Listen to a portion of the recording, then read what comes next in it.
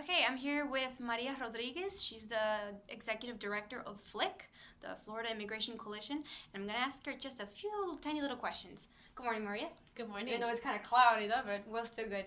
Okay, so first off, the first question I want to ask you is about Obama. Now, Obama, when he was just a senator, when he was up in elections, his campaign made sure to promise the Hispanic community, all the immigrants, that he was going to help in passing very comprehensive reforms on the immigration level. But now that he's on his second term, we saw by 2012 1.5 million deportations. What do you think about this two-faced agenda? Yeah, it's been disappointing for President. We had a lot of hope and change. And in particular, next month, it's going to mark 2 million deportations under his leadership.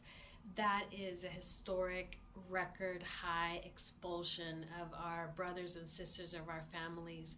He's getting nicknamed deportation in chief, and that's very sad given that we know that he understands and supports immigration and immigrant families. So it's quite tragic. We're very angry about that. And we give him a lot of responsibility for it, but not exclusively. It's up to all of us to create the environment and the space and the movement that makes the change that we need inevitable. Latinos have traditionally voted Democrat out of fear of Republicans. Now, with the upcoming future elections, some of them might be in serious doubt as to who they should turn to for help. Who do you think, or what exactly, do you think could actually help the community right now? Well, we are very angry at the anti-immigrant positions that members of the Republican Party have espoused. We're also very disappointed by the lack of courage that the Democrats have shown. Frankly, I don't think that leaders at the local, state, or federal level have really come out to say as strongly as we need to hear that immigrants and immigration are good for our country and that immigrants and immigration deserve equal treatment. That's not an issue just for immigrants, but it's an issue and a value that we all share, and that it's necessary for us to uphold our own values, our own integrity. Right. In these times of economic crisis, we're seeing how the Dominican government is now planning on doing massive deportations of not only the Haitians that have zero documentation, but also their descendants, because anybody who was born after 1929 is going to get deported. Now, that makes me think of deportation taking place here in the United States. What sort of psychological traces do you think are left, like traumas, on children that live in these environments of perpetual fear? Yeah, every day more than 1,000 people are deported daily. So the inaction in Congress is really impacting real lives at a tune of 1,000 families being separated, ripped apart from loved ones. Many of them are parents. So we are seeing orphans and widows of deportation, and that is tragic at the personal level, but it's also really damaging at the social level, because families are the economic and emotional unit of a society, right, in whatever way you can define family. Mm-hmm. And if we are attacking immigrant families, disproportionately families of color, in their family unit, it's really detrimental, again, not just to immigrants, but to all of us, because we can't have the colossal amount of money and effort that is being spent to hunt down immigrants and expel them from a country that they're really contributing to. So it's really tragic at the personal, but also at the social level. And through history, we've seen that we've gone through internment camps and other waves of hatred and fear. And sadly, I think we're experiencing this now, not just in the United States, but throughout the world.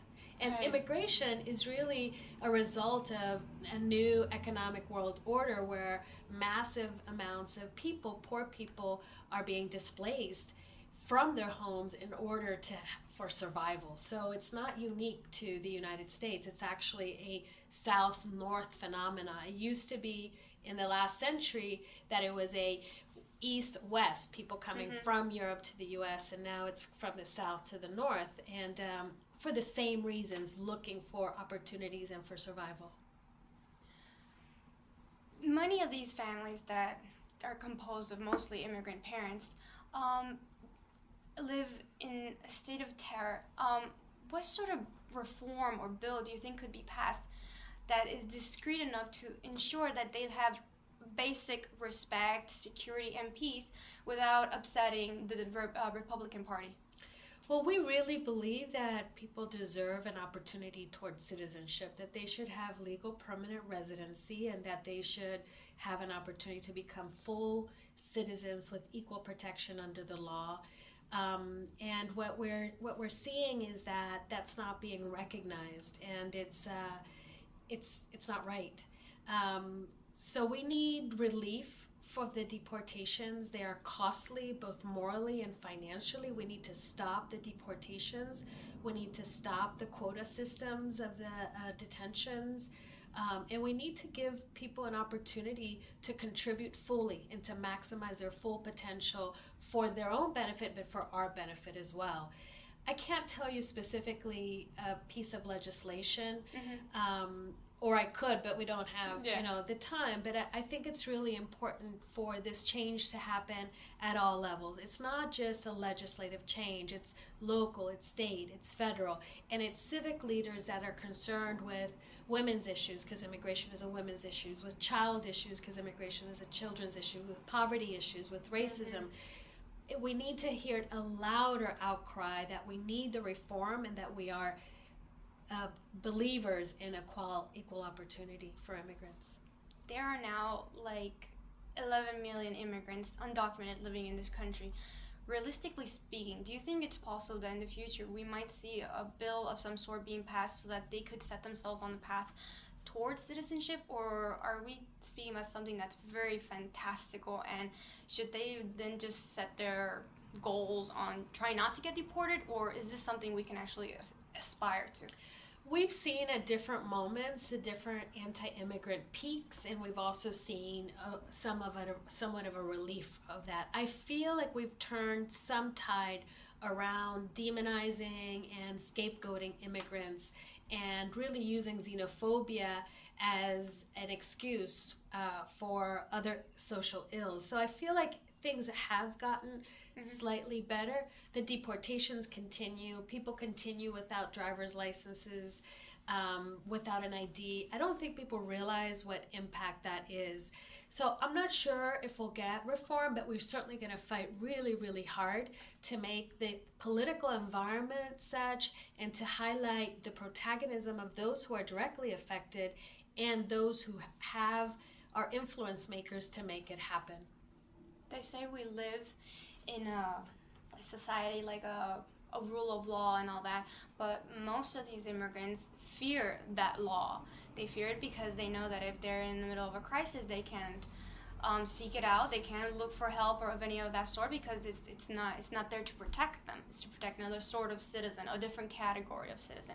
Now, these immigrants, unconsciously maybe, they transmit to their kids that sort of state of alienation sometimes. Now, do you think that the children of these immigrants, do they have the full capacity of being able to integrate themselves into the culture of a system that has, since they were little, been so hostile towards them? Yeah, I mean, I think the criminalization that immigrant families feel and fear is not unsimilar to criminalization that poor people or African American or other gay and lesbian at some point also felt. So I believe it's very real, and I don't believe it's very different than fundamentally it's not that different from criminalization that other sectors have felt. Bishop Wensky once said, this is not about bad people breaking good laws. This is about bad laws breaking people. Yeah. And I think in many different moments of our history, we've seen that the laws don't reflect our social values and don't reflect our moral values. So I do agree that it's really challenging. La Polimigra, the police enforcement of immigration, really creates serious public safety issues, not just for immigrants, but for the collaboration to create a safe community. Not having an ID, you can't go to a school, you can't go to visit a family member at the hospital. Yes. It's ridiculous to have your identity being robbed. Our work is to awaken people's courage to defend their dignity and their right to respect. And so the way we do that is by connecting people to each other to understand that it's not a personal problem, it's a social situation, it's a social problem. And so although it will be very hard for folks who have been marginalized and exploited to really fully have faith and trust in our society, our work is to make sure that we lift that experience and that voice and help the society recognize the values that we do share of equal opportunity. Okay, Maria, you're Latina, you're a woman. What advice would you give to young Latinas that are on the street that might be trapped in a very negative environment and have little or zero hope towards building for themselves a dignified future or a right way of life? What advice would you give them? I don't know if I would have advice exactly, but the advice I would give them is to sí se puede y no se dejen. And we need to get courage. We find courage. The word courage comes from the heart, and we find courage from different ways. We find courage through sisterhood, connecting with other women with shared experiences. We find courage by understanding the arc of history, looking back of how things have been and how things could be. Sometimes we find courage through faith, whatever faith that is, faith that change is possible, faith in community. So I think courage is really important in finding ways to get that courage to move forward. But I also want to validate the experience that people have. It is scary, it is wrong, it is unfair, and there's no taking away that. The only response to that is to fight back and say what is right and what is just. And last question, you were born an American citizen, so you've never have had to live through the difficulties of obtaining that legal status. Why are you driven for this cause? Why is Maria a social activist? Well, I believe strongly in fighting against poverty and racism as very serious ills that are systemic in nature, that are not individual problems. And growing up in Puerto Rico, of a Dominican father and American mother, we actually had a lot of experience around migration, and then coming to the United States, I was asked to marry cousins so that they could get their papers, and just irrational things like that. So I think that it's the civil and racial justice issue of our time, and I feel privileged to be able to be part of a movement that seeks to make a better world and a more equal world. So it's an honor and a privilege to be able to do it. Yeah, it's a great cause. Well, thank you, Maria. Thank you so much for this interview. Thank you. And we'll see you next time, guys. Bye.